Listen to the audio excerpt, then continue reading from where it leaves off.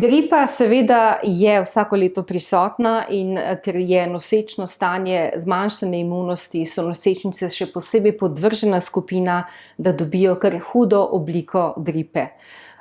Žal je tudi gripa nekako pozabljena oziroma se premalo govori o tem, o zaščiti nosečnic pred hudim potekom infekcije. Absolutno svetujem cepljenje proti gripi, posebej v sezonskem času pojavljanja gripe.